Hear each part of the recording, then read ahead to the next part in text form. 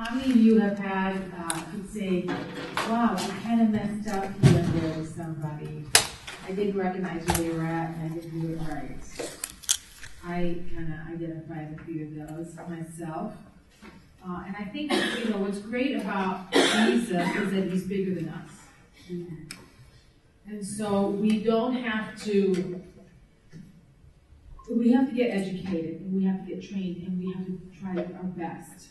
But the reality is that it's the Holy Spirit who draws people. It's the Holy Spirit who convicts of sin. It's the Holy Spirit who reveals Christ. And so even when we mess up, the Lord, he's bigger than who we are, and he helps us. So we're going to talk for a while now about dealing with people's questions. When people have questions, how do we answer them? Like the hard questions, Sometimes we call this apologetics, which is, giving a defense of the faith. But just how do we answer some of the tough questions that people have? And we're going to just kind of go through an exercise here and practice some stuff. So turn to page 13. And we'll just get started. How do you deal with tough questions when you're engaging in loss? How many of you, sometimes that kind of scares you from some conversations? You're like, I don't know if they ask me this question, I don't know what I'm going to say. And so it kind of makes you shy away. So here's just some quick things of what you can do to help you. Just some, things. Number one, you don't have to have all the answers. You know what you do when you don't know the answer? Yes, be honest and just say, I don't know. That's a good question, but I don't know the answer to that. Never thought about that before. I think that nobody expects you to have the answer for everything. I really appreciate what Linda was saying yesterday, is sometimes we've built this kind of level of, before you can do this, you have to be at this level of expertise and perfection. And I remember I had an experience, I went to Hungary. I'm kind of like a thinker, and I thrive on debate. I just love it. You know what I mean? I'll change my position 10 times just to oppose your position. That's just kind of like the Cuban in me, I think. And, we have an expression, if you have two Cubans, you have three opinions. So we just love debate. And I remember we went to Hungary in 1999. I took a team of students there. We were at this festival called Pepsi Island, which is imagine like a music festival. Have you ever go to a music festival? So it's like a music festival. I've never been to a music festival before because I hate crowds. I wanted to show Jesus. So I'm in Hungary, and this island in Budapest, and there's, 50,000 people, just a lot of people. Okay, just tens of thousands of people. And all of them, obviously, very unsaved people. They had a drinking incentive program. So you kept your cups when you bought beer, and then you could turn them in for hats and t-shirts and stuff like that. And people would walk around the festival with cups, beer cups like this. Like a rainbow of beer cups and stuff. And we had this bus, and they had bought this old bus in there, and they had set it up as a tea place, you could come have tea. And this guy walked in, and he was an American. Walked into the bus and I said, where are you from? He said, I'm from Miami. And I'm from Miami. And I thought, oh my gosh, that's so amazing. You're from Miami. I said, are you a student? Because he was a young guy. And I said, where do you go to school? He goes, I go to FIU. And I said, I went to FIU. And it was just the most amazing thing. Here I am in Hungary, and I meet this guy from FIU. And we started talking, and we had a very kind of antagonistic conversation. It was not productive. I had not had this teaching in the five professionals. And then we had this guy on our team, Mike Feeney, young guy, freshman kid, huge football player. He played football on campus. This huge guy, but really young, sweet, just really sweet kid. And we had talked, this guy and I, back and forth. Really, nobody had gone anywhere. And right before we got off the bus, Mike just turned to me and said, I don't really know very much, but I just want you to know Jesus loves you. And in that sentence, he got further with this guy than I had in about 20 minutes. Because he didn't have an answer back to him. He was just okay. Because he was genuinely touched by his love for him. And so I think, I'm kind of a lover of Rabbi Zacharias. You guys know what Rabbi Zacharias is? he's an apologist. He's like, probably one of the biggest names in the world of apologetics. And I listen to him a lot. I listen to his podcast. And one of the things that he says over and over and over again is, and he has a lot of smart answers. And he can quote a million cool things, and he's just really amazing. But he says you can't lose the questioner when you're answering the question. He said you always have to keep the question first. And I learned so much by listening to his podcast and also by just listening to, he does a lot of Q&A. Every Friday on his one of the podcasts, he has two of them, I don't remember which one has this. They do Q&A. He's on different campuses, he's in different places, he does Q&A with people. He gets a lot of hard questions asked. And I learned so much, more than just the answers, I learned how to interact with people who have questions. Because he always says, oh, that's a really good question. I'm so glad you asked that. He's so polite and nice. Humans aren't known for being polite and nice, So I just learned so much about how to interact with people and really, just be a nice person and make them feel at ease. And then he says some pretty hard stuff sometimes too. So number one, you don't have to be the answer person. Number two, as you talk more and more to people about Christ, you'll begin to run through the same questions. Study on how others answer these questions to prepare yourself. And this is what I do, when I listen to Robbie, or I may read this thing, read some stuff. So, do a little study and just find out, okay, sometimes I hear some things and I'm like, wow, that's like really simple. Why didn't I ever think of that? Well, I just didn't, but now I kind of got it in my bank. Doesn't mean I'm going to necessarily use it right away, but it's kind of in there, you know what I'm saying? So a little study is a good thing. Always put the question before the question. This is what I just said. This is the most important thing to remember when talking to people. Whether their questions are hard or simple. I think when a question is hard, we can maybe take more time with it. But when a question is simple, we just have an answer right there. It's an easy question. But it doesn't matter what the question is.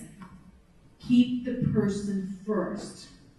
And I was listening to Linda, and when I think, oh man, I misstepped here, I misstepped there, I should have said this, I should have said that, or I shouldn't have said anything, I think is 90% of my thoughts afterwards, when I have what I consider to be a bad interchange, is I realize I didn't keep that person first. Sometimes I kept wow, I'm so cool and I have a great answer first. Oh, I got the answer to that. I know the answer to that. I can't wait till they shut up so I can give them this answer that's really good. And that's just totally missing the point. I think you have to be about this person. And that's part of, we talk about praying when we're talking to people. Part of what we need to pray for is just ourselves. And just say, Father, give me love for this person. Help me to see this person the way that you see them. Help me to see what's going on with them. So that I don't misstep, or I totally, I'm over here because I think this is where they're at, but they're actually way over here. And so I need discernment, and I need to just kind of check my own heart, because you know what? As human beings, we're self-centered. And everything is pretty much about us. And so, it's how smart I am, or how scared I am, or how intimidated I am. But whatever the feeling is, it's all about me. And what we have to kind of make the big transition is to make it about them. And so that has to be real purposeful in my mind to say, okay, this is not about me. This is about this person I'm talking to right now. Help me to be about them, Father. What are your feelings about them? What are your thoughts about them? And be a listener. When I've had the good interchanges with people, I remember I was in an airport one time, and this guy sat next to me, and he was bawling. He was really upset. And, I don't know where I was or where I was going. I gotta be honest with you. I don't really have a clue about that. But I could tell by the way he was dressed and his demeanor that he was a Muslim. And I said, are you okay? And then he just poured out his heart to me and said that he had come up to see his girlfriend, but she had dumped him. And I let him talk to me for about 30 minutes, which I'm a talker. So that's a major, accomplishment for me. But every time I would think of something to say, I would just say, no, don't talk, just listen. And I just let him talk and talk and talk and talk and talk and talk. And then at the end, I just, I was not like the golf league, I'm going to see him again. and stuff. And so I just said, I'm so sorry. And I said, I'm a Christian, and one of the things I love about Jesus is that he cares about our hurts. That he is, he's not removed from our pain, but he actually cares about that. And then, he just kind of like looked at me, and he didn't want me to pray for him, of course, but, then he got on the plane, and I got on the plane, saw each other there. So I've learned that listening gets you a lot farther than talking. Mm-hmm. So it's funny, this about answering questions, but the best advice I give is listen more than answer questions. Because the answer doesn't mean you should share it. It says here, just because he asked about the tribal chief in Africa, I don't think people actually ask that question anymore, doesn't mean you need to answer that question. I don't know why people would ask about that, because there's more Christians in Africa than there are in the U.S. So, but sometimes people do ask that question. Number 5, I want you to put a star next to this one. Probably 3 and 5 are like the most important ones. And that is probably the best way to answer a question is with another question. You notice Jesus always answered questions with questions? He's like classic for that. It's like he had a pattern. He always answered a question with a question. And one of the best questions that you can ask people when they ask you a question is, why are you asking this? Because if you don't understand the motivation behind their question, you could be stepping on a very huge landmine. And I have stepped on those landmines, even though I know better. And so, you have to, my brain moves like, a mile a minute. And I have to kind of slow it down and say, why are you asking this? People come and they give you this like heavy question, this question that's like laden with stuff, like, do you really think I'm going to hell? And you can say, yes, I do. It's a nice, simple answer, to a simple question. But if you don't know why they're asking that question, you're just getting yourself into a little bit of trouble. But, I'll tell you why, 2 reasons to say, why do you ask that? One is so that you know where they're coming from. But 2 is, it really is validating them as people. It's helping to see, you know what, I'm not interested in giving you an answer, I'm interested in you. What's going on with you that you will know that? And probably there's some experience behind that. Emotions are based on experience. I was hearing that recently, something I was watching. And there's some experience related to that. And so they just, maybe they want to share that experience with you. You can say, hey, tell me more about that. Or I'm so sorry that happened to you. One of the best things you can do for people is just validate that something that happened to them was wrong. Say, I'm sorry that happened to you. Instead of the, well, not all Christians are like that, defensive, the I'm so sorry that happened. That must have been really hard. That just makes them say, hey, I validate who you are, I validate your experience. Sometimes we have these fast answers for things, and I was talking to somebody about something the other day, and then I shared that experience with somebody else, after with my sister. I said, I had this conversation with this person, and their response was, oh, that happens to a lot of people. And I said, well, if you had said that to that person, they would feel like you just invalidated their experience. So, and that goes back to just keeping that person as the focus. If you're in a conversation with somebody, make it like there's a big spotlight shining on them. And this is about you right now. It's not about me, it's not about anything else. This is about you. I'm just listening to you. I'm validating them. Isn't that what Jesus did when he came to this earth? He validated us as people. He said, you are valuable, you're important. I'm going to come from where I'm at to where you're at. What number are we on? Number 6. Practice listening to the Holy Spirit. This one is so important. The Holy Spirit can tell you something. There's this Chinese place that I eat at sometimes. It's not far from the church I attend. I know this Chinese gal, actually, I think you know her too. Her husband's Swedish. Oh, yeah. See, I don't want to mention any names on live videos. So. But anyway, I said to her, because I like Chinese food, like real Chinese food. And that's what campus ministry will do. You have to spoil you all with Chinese buffets. You never want to eat any of them because you like eat with like people who have food in their homes, and you're like, I want real food. So I said to her, where can I go get some real Chinese food? And she said, oh, there's a place right over here. And so I go there every once in a while.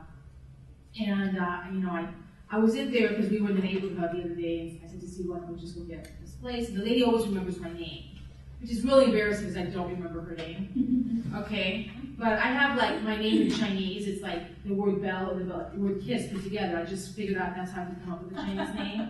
Because I asked them to give me a Chinese name for years, but they wouldn't. And I finally said, well, how do you say bell in Chinese? And they said Ling Ling. I said, how do you say kiss? And they said Chin Chin. I said, okay, my name is going to be Ling Chin. And then they're like, oh, okay. So when I meet Chinese people, I tell them my name is Belkis, and they have the same reaction all of you had when you heard my name. It's like, what? And then I say it's Ling Chin, like Ling Ling Chin, and they go, oh, okay, and then they never forget it. Okay, because it totally connects, their language. So she always remembers my name, and so I was in her store the other day, having a little. It's great because I can go in there and I order what I want. Like it's not on the menu. I say I want chicken with vegetables and ginger and garlic, and then I think we get so I was eating my concoction that was made for me, and the Lord just spoke, and she said, oh, I like your necklace, and the Lord just spoke to me and said, give it to her. Which is not a big deal for me because I'm not attached to my stuff. I don't really care about that. But I do have a bad memory, so I got in the car and I forgot about it. So as we were driving away, somehow it came back to me. I think it was by the Lord, and I thought, oh, I forgot to do that. And so I just went back in, and I just put it on the counter. She was dealing with another customer. And I said, this is for you. And I left because I knew she probably would say, oh, no, I don't want to take that and stuff. And so I just did that. And I don't know any reason why. I don't know why the Lord told me to do this and be dramatic for her or anything like that. I just was obedient. And I think that that's just, part of living in this world is just doing what the Holy Spirit tells you. It doesn't have to make any sense to us. We always say, well, he must have a reason. And the Lord spoke to me one time because I always used to say, well, the Lord must have a reason. And the Lord spoke to me and said, well, what if I don't? What if it's just a whim? What if I just want you to do that? I have no reason. There's not going to be any higher purpose. Nothing's huge is going to get accomplished with. Are you okay with that? I was like, oh, maybe that's good. Because, I'm like, do I worship the reason or do I worship you? That's good. And I was like, oh, well, okay, I guess so. Because I wasn't really convinced, but I kind of went with it. Okay, turn the page. Here are 5 questions. 5 typical questions. That's true for you, but it's not true for me. Well, they're not really questions, they're more statements, actually. All roads to God are the same. I'm not ready yet. God is so good, then why is there so much evil in the world? And I'm a good person. These are kind of some common statements that people make. I want you to take 5 minutes and just by yourself pick one of these. And these are 5 common objections to sharing the gospel. Pick one of these and then write kind of maybe something you would say in response to someone who said this to you. And so it's now 3 after, so about 10 after. You can take 8 minutes. At 10 after, go ahead and we're going to break and do something else. And then we're going to take the rest of the time for just for you to practice talking to each other. We had a few years ago when we do this activity pretty much at every prayer for you. The feedback sheet afterwards, someone said that they love this exercise because even though they maybe have sat with a teacher before how to answer some questions, it was a lot more, they were powerful to hear the words coming out of their own mouth. And as they were, saying the things, it kind of more cemented them inside of them. So, I just kind of put this little thing together of just how to, 3 things to do when you're having, a conversation with somebody about some difficult questions or some objections.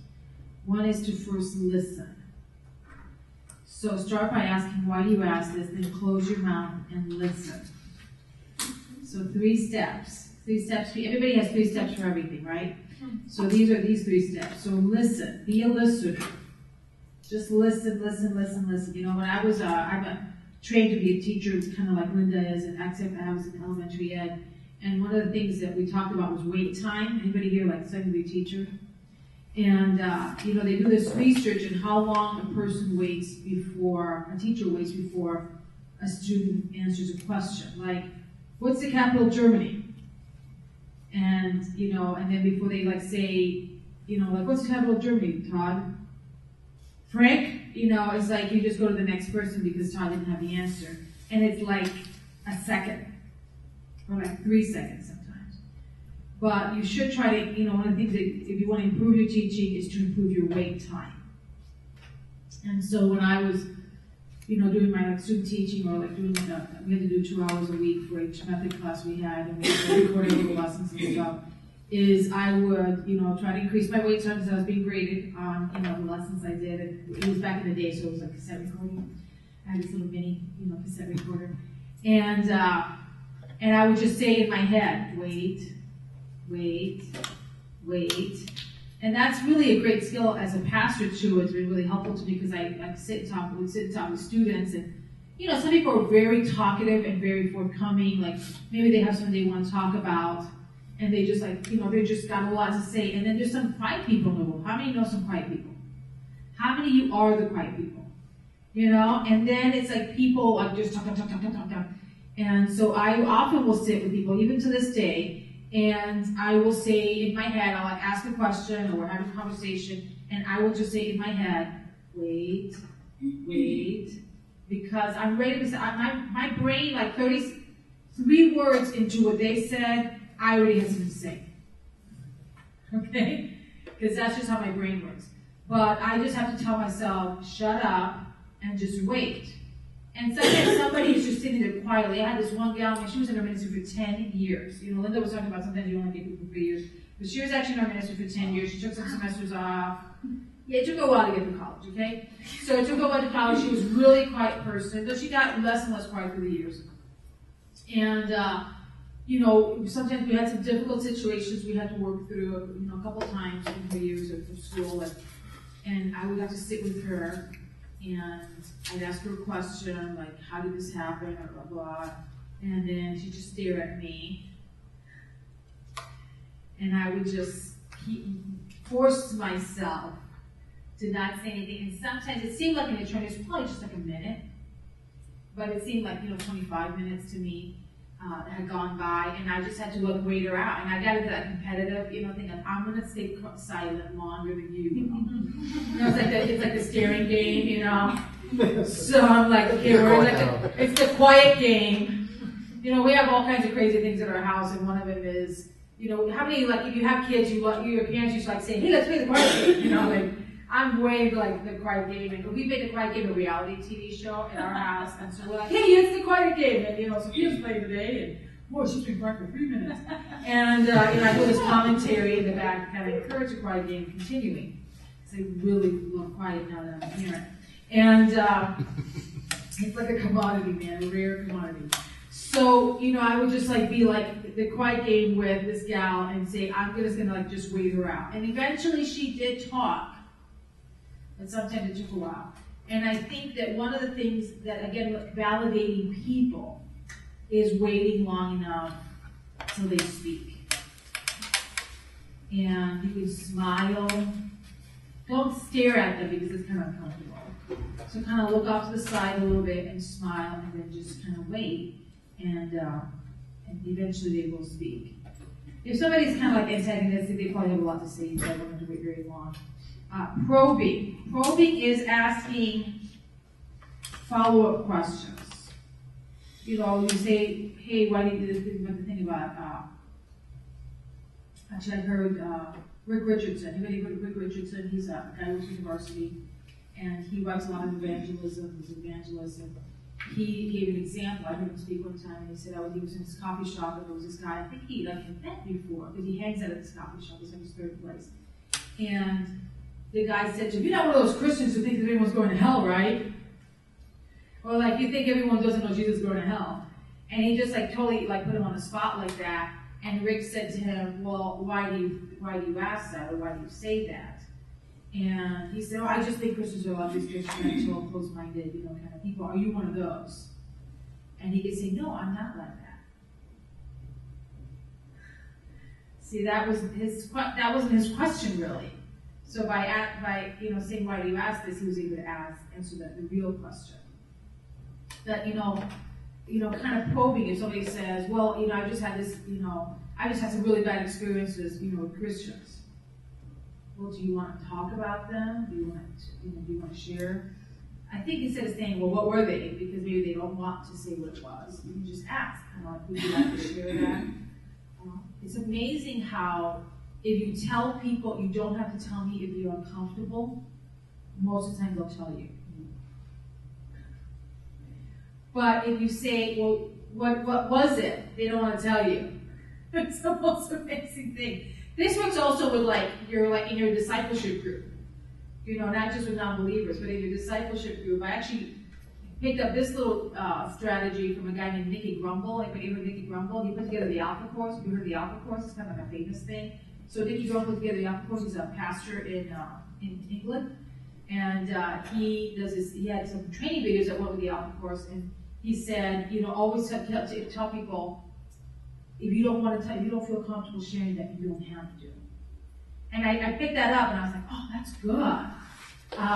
So I started using that, and I found that people 90% of the time were like, oh, it's okay, I'll tell you. Because now they felt like, you're not pressuring me, and you're giving me permission, so I feel comfortable with you. But they're like, well, what happened? Tell me. It's like, whoa, get out of my business. You're a little too curious here, and it has the opposite reaction. So probing in a gentle, polite, not intrusive manner is what we're talking about. And then clarifying. Is this what you mean by that? Sometimes, you can use the same word, but you don't have the same definition. And that is a very, very, very big thing.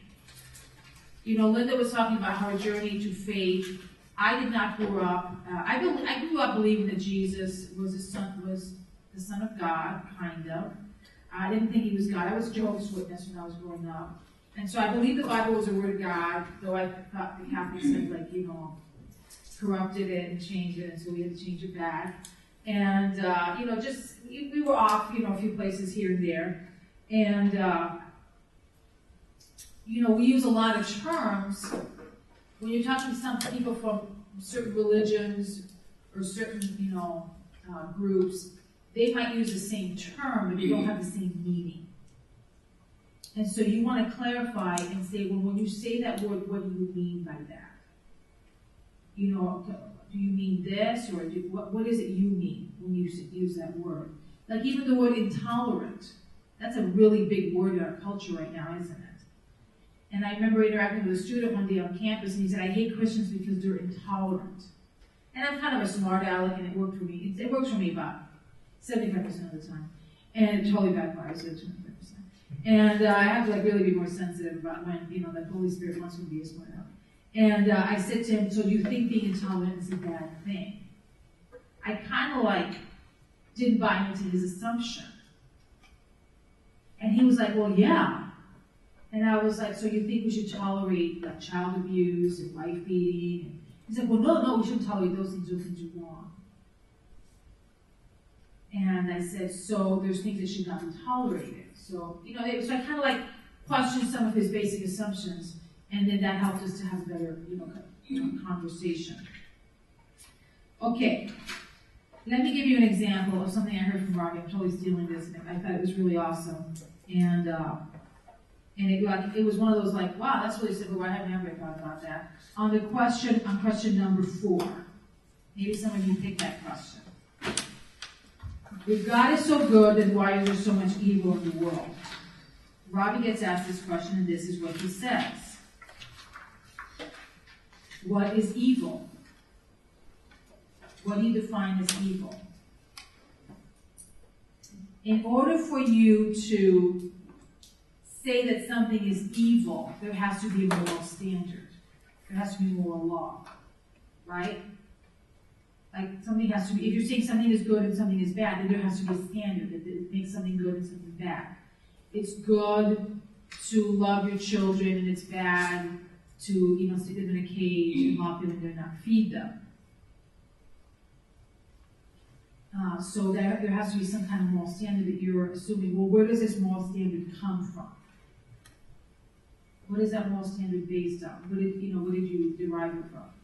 And basically, it kind of like comes back to the point of you have to. If there is no God, there is no moral standard, which is one of the reasons we want to get rid of God, because they don't want it to be a moral standard. I had a guy when I was in grad school who was a self-proclaimed atheist, and I said, "So what is your?" So I said, "This is one of my smart aleck comments too."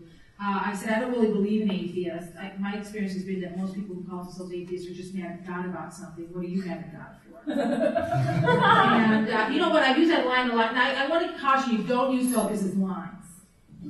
It mostly just work for Belkis, okay? Because other people have tried using my lines and they really don't work for them, okay? Really, they just don't work. They don't work for anybody else except me. So just don't try to use them out there. So I said that to him, and you know what? My experience is I've never had a person get angry with me when I've made that statement, which is the most amazing thing. And they've always given me an answer. They've always told me I'm mad at God for this, and lots of different answers that I've done over the years. And this guy said to me, "Well, I don't believe there's a God because if there was, he would be a moral law for the whole universe, and basically I don't want that, so there can't be a God." So, if you can't say there's evil in the world without saying there is good and there is bad, and you can't say there's good and there is bad without saying who determines what's good or bad? You're basically back to God. And then if there is a God, then he is the one, then he's determining what's good and bad, and then you're kind of affirming him, not denying him. Does that make sense? So this thing is well, there can't be God because there's evil. But what you're saying is, by recognizing that there is good and bad, you're basically affirming his presence. Does that make sense? Yes, Joshua. I hear this question a lot more often. If there is a God, then how come there's so much suffering in the world? And suffering is usually the word that I run across instead of evil.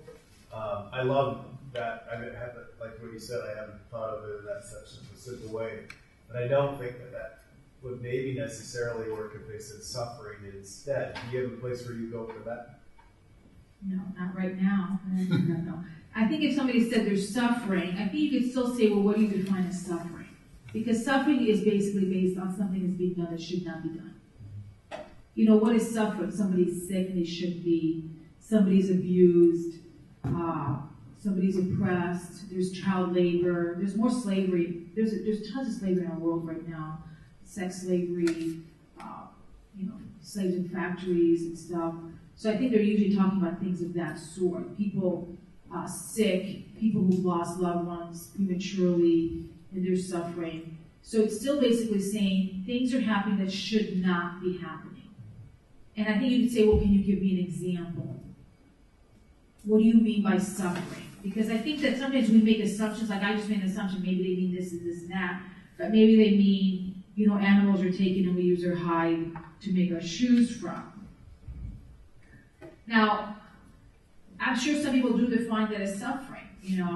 I'm kind of a carnivore, so for me, it's not an issue, but for some people it is. So I think you have to go back to the why do you ask that? What do you mean by suffering?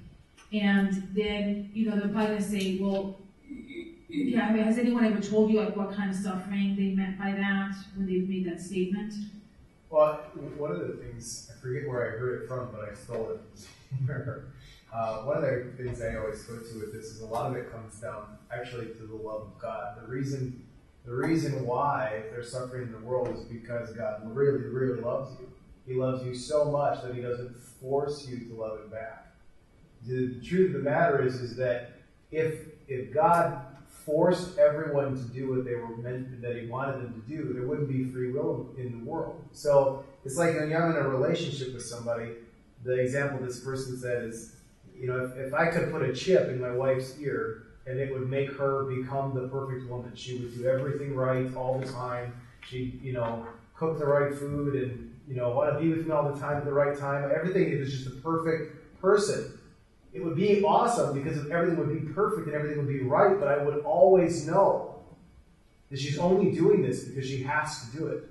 She's only this way because she's being forced to be this way. She's a cyborg. Right. And so if I really want to love her and I really want her to love me, I have to give her the option not to love me, not to be with me. And God does that. He gives us so much free will that the truth is we're just not responsible enough to have that much free will. And God gives us this ability to be in real, true relationship with you, but He doesn't make you. And the question is, do you ever do anything that's wrong? Do you ever cause suffering in other people's lives? Do you want Him to correct you every time that you do something wrong? But we want Him to correct everybody else. So the truth is you have to choose. Something is happening that should not happen. And that's what which ties into going back to where you were suffering. going. And you're right. It's a matter of who should stop it. I mean, obviously, suffering is caused by someone, unless it's like someone died just of a disease. And they think God should stop that too. So we want God to fix things that we think are wrong, but we don't want Him to interfere with our lives or tell us how to live them. That's kind of one of my pet peeves about people, people's issues. But I think the best question is like, what do you mean by suffering? Yeah. Because probably there may be some wound there that they've experienced. Right. They've probably experienced some hurt in their own life. Maybe they lost a loved one. I mean, you don't know what's going on in people's lives. Okay? Somebody can look great and you do not know that a family member died when they were young, or they lost a parent, or something horrible happened, they were a victim of abuse. I remember hearing 20 years ago when I started ministry, one of every 3 women has been a victim of sexual abuse, and I thought there's absolutely no way that could possibly be true. I just thought that just cannot possibly be true. And then I spent the next 20 years doing ministry, and I was like, oh my gosh, that's like totally true. And so, the reality is you're interacting with people who have been hurt. And so I think that's why it's so important to keep the questioner first. Because you can give an answer that is totally logical, rational, makes sense, and a lot of apologetics is based on logic and, giving that rational, makes sense answer. You lead down a path and you say, see, this is true. But the person didn't go along with you because they didn't really care. And when they asked that question, that was not their question. Their question really was, why did this happen to me? And why did God stop it? Yeah, we need to get them to talk about Yes. And I think then the validating of like, hey, you know what? People have said dumb things like, well, God was good with that. Or something like that. Well, God's not good with that. If God was okay with suffering, He would not have sent His Son into the world to change it and to bring His kingdom in and to right every wrong and to punish all wickedness, which is part of the kingdom. So there will be a reckoning for everyone who does wrong. That is true. The question is, do you want to be part of that reckoning? That's right. You want to escape the reckoning, before the reckoning comes. But really, right now, at this very moment in time, God cares that happened to you. God cares that you were wounded. God cares that you were hurt. And I think 90% of the time, that's a more important place to go than, well, let me explain to you how, Adam sinned, and then, sin came into the world, and people do wrong, and so they're suffering, and God is withholding His judgment for a time period, because otherwise you have to kill everybody, because we all cause suffering to somebody, and my children totally think I cause them suffering because I don't give them everything they desire, and I really, you're not letting me watch Batman! Just causing horrible suffering, because of that.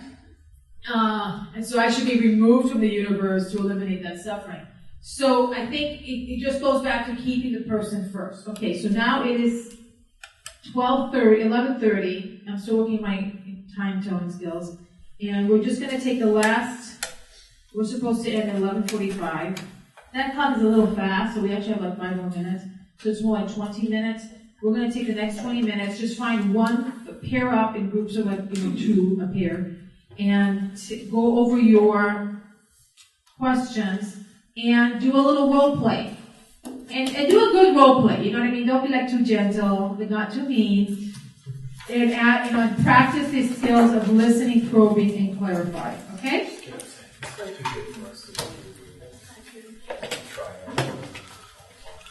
And you know what? Stand up and move to a different place in the room. Because one of the things you don't want is to feel like I was in this room for 2 days straight and I sat in the very same spot. So just stand up right now and go somewhere else, maybe talk to somebody else, and that's just going to like help you to get some energy going in your life.